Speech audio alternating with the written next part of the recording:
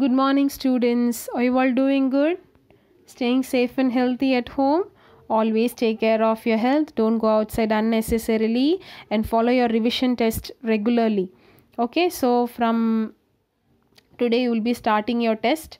You would have started already in the morning session, so try to follow the test regularly because very small portions are revised, so you can easily read the lesson and write the answers. Okay, so we have been discussing this new lesson in biology, that is nutrition and health, in the last class. So the last class we discussed about the disorders due to the lack of protein, vitamins and minerals, and what are the importance of nutrients and what happens if nutrients are deficient in our body. It causes diseases like kwashiorkor and marasmus, that also we saw. And we saw about food hygiene. So what is food hygiene and what are the factors for the food spoilage we saw. Today we are going to see the remaining part of the lesson, that is food preservative, food adulteration and food quality control. Okay.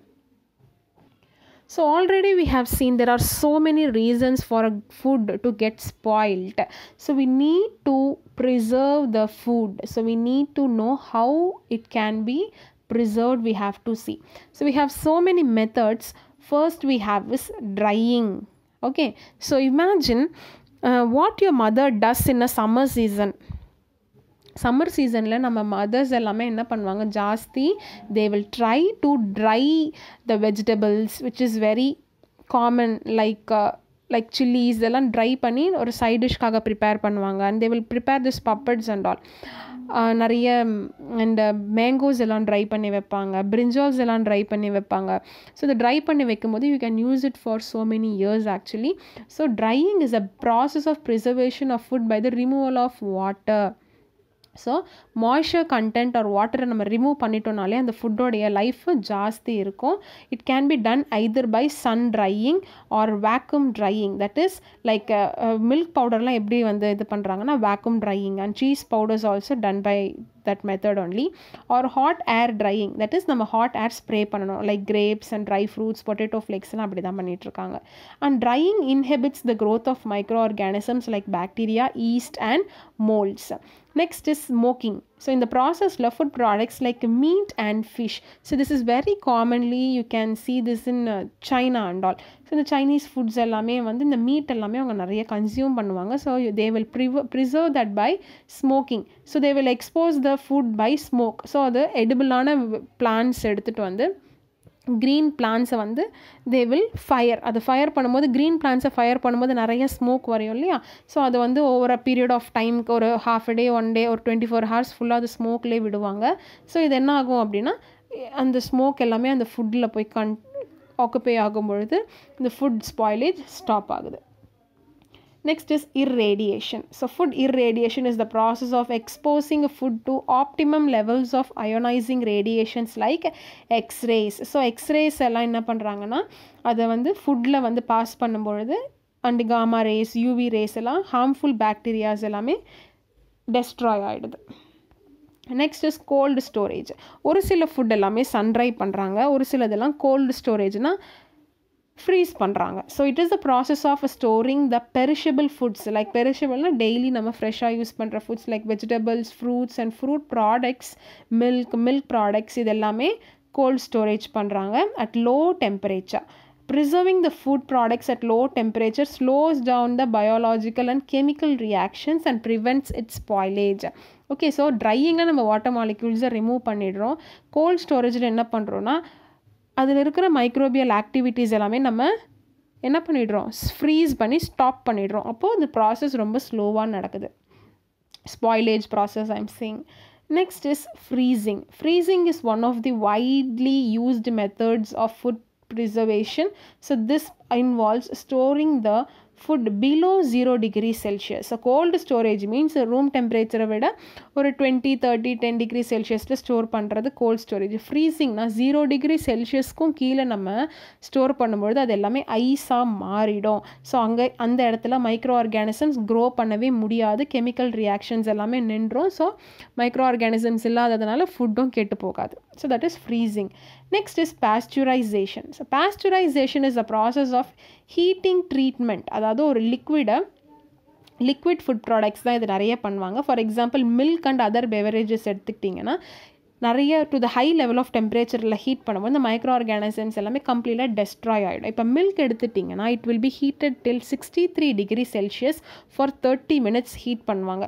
So heat பண்ணிவிட்டு அதுக்கப்புறம் ஸ்லோவாக cool down பண்ணி தான் நம்மளுக்கு பேக்கெட்ஸில் milk வருது. So அப்படி பண்ணும்பொழுது என்ன ஆகுதுன்னா ஹை லெவலில் ஹீட் பண்ணும்பொழுது அதில் இருக்கிற பாக்டீரியாஸ் எல்லாமே டெஸ்ட்ராய் ஆகிடும். Next scanning.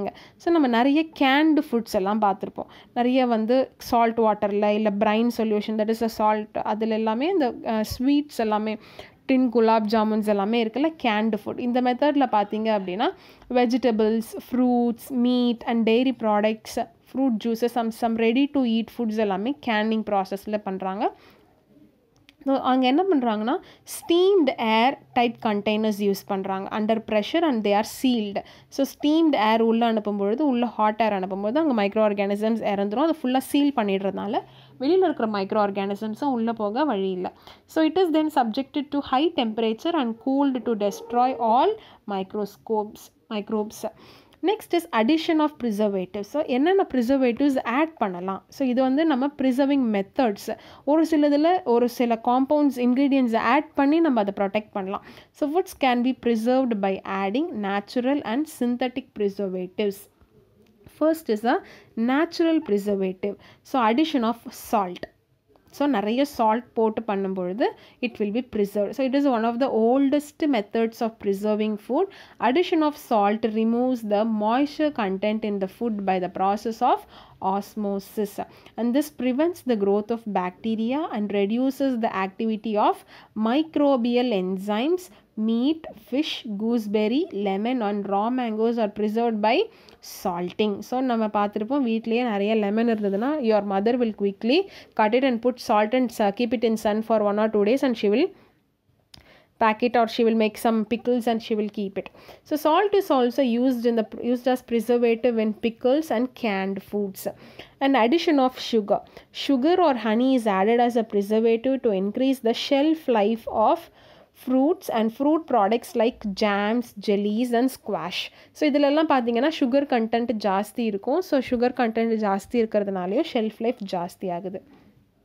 The hygroscopic nature of sugar or honey helps in reducing the water content of food and also minimizes the process of oxidation in food. So what they will do, the sugar honey enna pannum, their hygroscopic nature na they will not get attracted to the moisture content so quickly. Already avanga hygroscopic na moisture content avanga kitta jaasti irukku. So velila irukka moisture content avanga absorb panna maatanga.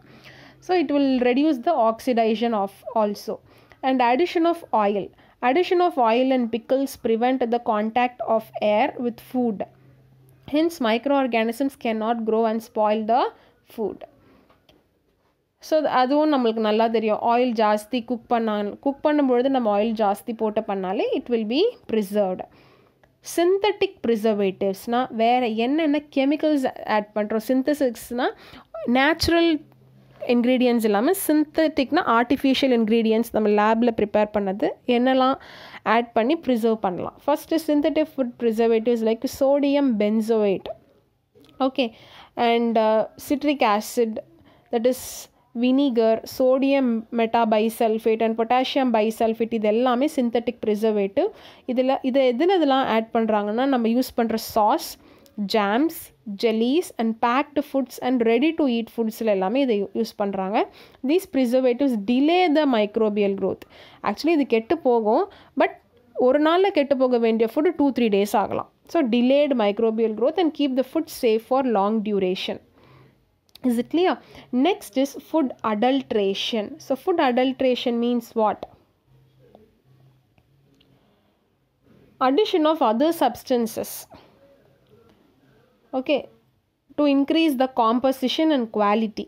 So quality and composition increase பண்ணுறதுக்காக add பண்ணுற ஒரு பொருள் தான் adulterant அப்படின்னு சொல்கிறோம். So என்னது அப்படின்னு food adulteration means let's see what it is.